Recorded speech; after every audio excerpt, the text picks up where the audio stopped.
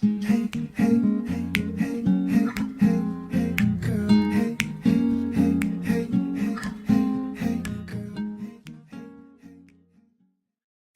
Lauren. And I'm Arielle. And this is the DL Travel Channel. In today's episode, we're going to be discussing some of the overall takeaways from Fire and Beulah. So what we personally took away from the novel and some of the things that we think it would be important for the audience to pay attention to as they're reading the novel and some of the lessons they could possibly learn from reading it. So I think Lauren is going to tell me, what did you take away? Well, I think some of the main takeaways from the novel would be that it really helps the audience to understand how violent these situations were, these race riots were. Oftentimes when you read about it in a textbook, if it's even mentioned, it's a very short blip. It may give you a couple of facts and figures, but it does not describe the violence in detail for you to really have an in-depth understanding of what happened. Sure, that wasn't intentional. But so I think that the novel really helps you understand that racial violence has been sanitized. The history of racial violence has been very much sanitized. So, especially if, generations pass, and if you're not a part of a certain ethnic or racial group, you don't realize how awful it was. So this just has a really good description and vivid way of reminding everyone what happened, what truly happened. So I think that's one really good, important lesson to take away from this. So another good lesson to learn from this novel is the depth of white supremacy throughout our history. It's what allowed the Tulsa Race Riot to happen and to have no one be held accountable from the violence. There was no justice. So I've actually written a blog post kind of describing from a white perspective when you're reading the novel, what different passages reminded me, check your privilege. Because, obviously the white people in the story and in reality had the privilege and the protection of not being brought to justice. So it's very important to, as a white person, to just be very cognizant and aware as you can be. If you check out dltravel.org, you can actually go to the blog page and read that blog and get a more in-depth understanding of that. I am giving the blog post the black stamp of approval. I was very impressed, happy. I felt understood. I felt seen after I read Lauren's blog post. So I definitely recommend that everybody check it out. I think Lauren probably learned a lot more about racism and white supremacy from the novel than obviously I did because I'm a black woman in a white supremacist society. So really what it did for me as far as learning goes, it helped me understand that I can love the place that I'm from. Often I've had this repulsion for Oklahoma, and I thought it was just the entire state, but reading this novel and reading the descriptions of the setting, of the weather, the sunsets, the thunderstorms made me really realize that it's the social structures that I have a problem with. It's the way we vote in this state. It's the conversations that I have to have with people who I may have considered friends prior to some of the conversations, or coworkers or colleagues or whatever, professors, random people in the store. Those are the kinds of things that, challenge me about this state. But as far as like the way it looks and different things like that, I think it's really, it can be very, very beautiful. I love the thunderstorms here. And I definitely recommend that people come here. We're going to be doing a series of novels. They're all set in Oklahoma because that's what this channel is about. And so I hope that when you read some of the descriptions in the novel and when you read my blog post about how it kind of gave me a fresh perspective of the state, that you will want to come visit here, and that you won't just pay attention to the social structures. And chances are, if you're a person of color, you'll be very aware. And if you're a white person, if you've read this novel and you've read Lauren's blog post, you should be aware of some of the social interactions and just kind of observing how different people interact with different people. But I also think it's really important to be mindful of, the things that aren't man-made, the things that the creator made, because they're very beautiful parts of the state. It also really kind of elucidated for me that not much has changed since the 1920s. There's a particular scene in the novel that's a party scene where there is cultural appropriation. There are people who don't really respect, love, or reverence Indian, Native American culture. They don't love, respect, and reverence Black culture, yet at this party they decide they're going to adorn themselves in like a Sioux headdress with no respect for the culture. There's actually a Native American chief that walks out because it's so blatantly offensive, and then there are other people in blackface. And so you could literally do a Google search and find all of these things. Oklahoma's own governor, her daughter actually adorned herself in a Native American headdress, even though she's not Native American, and then gave a very weak apology for it after she caught some flack from the Native American community. And then you can see things like young white girls who are into the charcoal clay mask, sort of making fun of Black women in this very distasteful and ignorant manner. So that part of the novel taught me that, wow, we really haven't changed very much. And, at the time, at that party in this fictional setting, they didn't think what they were doing was a big deal, just like now people don't think it's that big of a deal. So that was the other thing that I personally took away from this novel. But of course, we really enjoyed it. What were some of your favorite parts? What did you really enjoy about the novel? I specifically really enjoyed the author's diction, her choice of words, her choice of description, which kind of goes hand in hand with her description of Oklahoma. And I've mentioned this in other videos, but in case you haven't catched it, I feel like each character was written with so much care. And it was all very intentional. It wasn't just as she was writing it came out. I'm not sure if that's what happened or not, but it seems like from a reader's perspective that she definitely plotted out each character in depth. And each character has their own voice. You can tell when Iola Tiger is talking or when it's her thoughts. It's very different from Althea, which is very different from Graceful.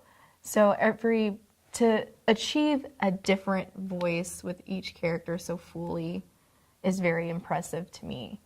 And I feel like it just makes the reader really understand each character more fully. Absolutely.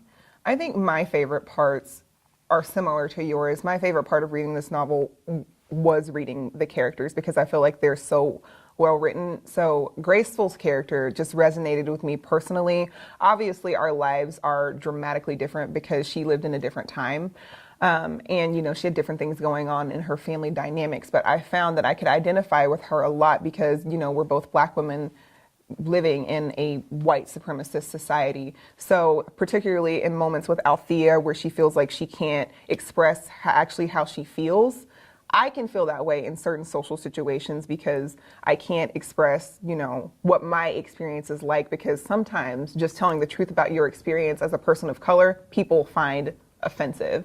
And so if Graceful was telling the truth about her experience working for this white family, they would find it offensive and there would be social consequences. So I really like that.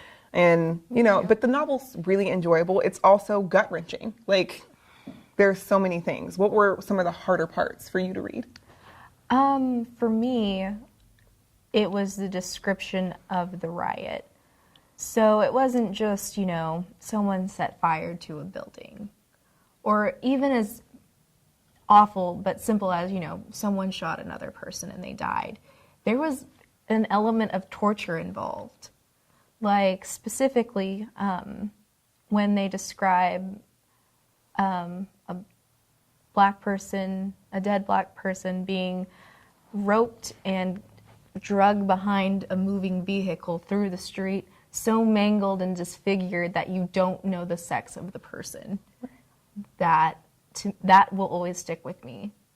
After I read that, I just kept thinking about it. I would find myself, days afterwards, if my mind was wandering, that image would pop up in my mind. It was particularly gut-wrenching to me that, there's one thing, death. Death is awful. It can be, ending of someone's life, but in such a way where it's such a disregard for the life. And then another particularly gut-wrenching scene was when Graceful's younger sister is running through the street, not realizing that this riot is going on, completely innocent, just trying to help her family.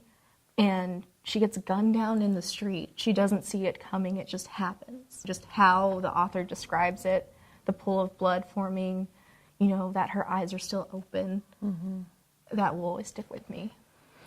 I think I had a different reaction than Lauren because this information was provided to me when I was younger. And so it's not that I'm unsensitive to it. It's just not a shock to my system anymore. It's something I've been hearing about my entire life. So, you know, that it wasn't new information to me. So I had an interesting experience reading the novel because these parts that should be so gut-wrenching and heartbreaking were just like, oh, okay, yeah, that again. That's how it kind of hit me. But the part that really disturbed me and broke my heart was a very unlikely passage. It is when a group of Black people from all over the state gather in a church because a Black man has been lynched at this point in the novel. And Askew is not really specific as to why they're there. I don't think they know. They're just looking for something. It's never specific what it's for. But the reason it really broke my heart, and I have a blog post about this, is because these people are sort of disempowering themselves in this church because they're, you know, saying they're waiting on Jesus to fix it, saying they need a comforter, and they're asking God to save them from their anger. And that really disturbed me because I feel like they should have been angry. There is a righteous anger that's to be had, especially when you're being treated unjustly. And so I think for me, it really hit home because I was raised in church. My dad's a pastor. I'm no longer a Christian. So it hit me in a different sort of place because I found that Christianity, from my personal experience, was disempowering. And to see an entire group of people experience that same thing in the novel brought up a lot of emotions for me. And then to see that same thing is still happening in the North Tulsa community today. Like, we have over 300 churches in this area, and, you know, it's not totally impoverished. I don't want to give that impression because I don't feel like that's an accurate description of this community. But there are a lot of people that are suffering, and they're doing the same thing that the people in this church scene are doing. They're waiting on Jesus to fix it. They're waiting on comfort. They're waiting on answers. And I feel like if they could just realize that there's a God in them, and then they have a choice, and that they can make tangible and practical decisions to change their situation, then they would be a lot further. And the same is true for the people of North Tulsa now. You know, over 300 churches who are collecting money every Sunday. Those funds could be redistributed to put into schools, businesses. You know, the church vans could be used as transportation systems. And I've detailed all of this in my blog post, and it'll give you a bit more in-depth look at my emotions and my thought process behind it. But that reading that, seeing that that was the case then, and that is still the case now, so many years later, almost 100 years, was really hard for me. So obviously there are a lot of gut-wrenching pieces to the novel. We both had different reactions because we come from two different experiences. Yeah. So we both took a lot away from it. So what are some of the things what were your personal takeaways? My personal takeaway, especially after reading Althea's character, was that you can't be complicit when it comes to racism. And so it really made me think internally, like, how have I been complicit? And what can I do to change that? What are some tangible steps I can take? Which is really hard because, you know, maybe, and it's my privilege to maybe think and feel this way, that like, oh, well, how do I control other people's actions or their feelings? I can only control my feelings and thoughts, but you can always educate and you can always learn more yourself.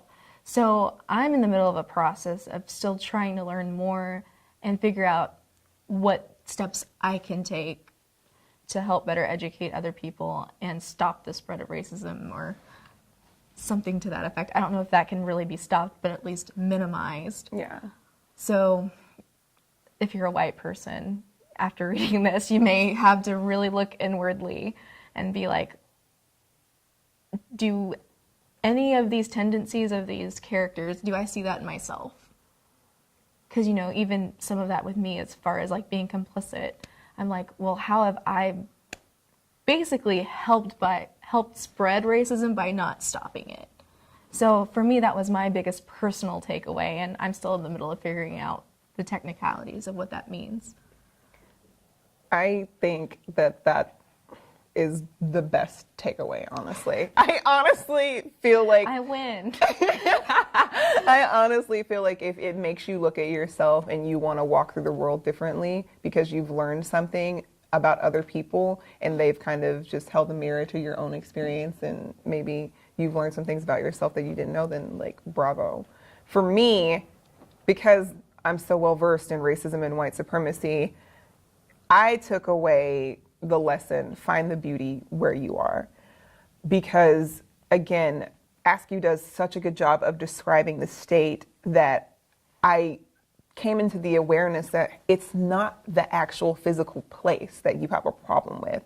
I mean, I would love a beach here, but it's the social structures that make you want to run away from this place. And, you know, those are things that can be changed. But I realized that, you know, this is my home. And there are wonderful things about it. It's not black and white. There's a gray area. Like with most things in life, there's a duality that exists. And so it's just a personal practice and choice for me now to relish the moments that social interactions can make difficult. So I will open my window when there's a thunderstorm or go sit on my patio. I'll go outside and absorb the sunset, because sometimes you have to be really intentional, especially as a person of color, in your self-care. And if you just set an intention to be mindful, you can find beautiful things. You know, spend time with beautiful people, but also spend time in the place where you are and realize that it's not all good or all bad. It's both, and there's space for both. Yeah. So try to find the good, find the beauty where you are. That was my good one. Personal takeaway. So much more positive, probably, and a little less intense. I mean, there's no judgment here. It's not a contest. Sure. Or is it? No. ... What are some of the things that you think the audience should take away? So what I feel like the audience should take away is kind of also what I personally took away from it. Like, I think reading the novel, the audience can take away, whether they want to or not, it's going to be there for them, I think. They're going to have a more, like, a historic and complete perspective of the Tulsa Race Riot and racism as a whole. Like, because you can see it from your own perspective, but this forces you to see it from everyone's perspective and how the inner workings actually work. Yeah. So I totally agree. I think the audience should take away that where we are today is not an accident. So yes, the fire that's described in Fire in Beulah has died, but the ash of that situation that actually happened, that was a real event, still covers the city. So I think it's really important that people acknowledge that there is still a massive disservice to the North Tulsa community, which is primarily people of color, and that they need to do something about it. And I also think that people should take away that representation is super important. You know, if this is the first time that you've encountered this kind of information, that should ring an alarm in your head. Like, why is this the first time that I'm hearing about something like this? Representation is super important. It's important to tell stories. You know, obviously this is a channel that's devoted to reading stories and learning about different people's stories, and actually going to experience different people and different cultures in different places.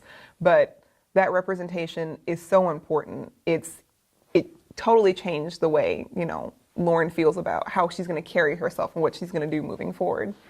So it's important that we continue to have that representation. So those are the things that I think the audience should take away. We really hope you guys enjoyed this novel.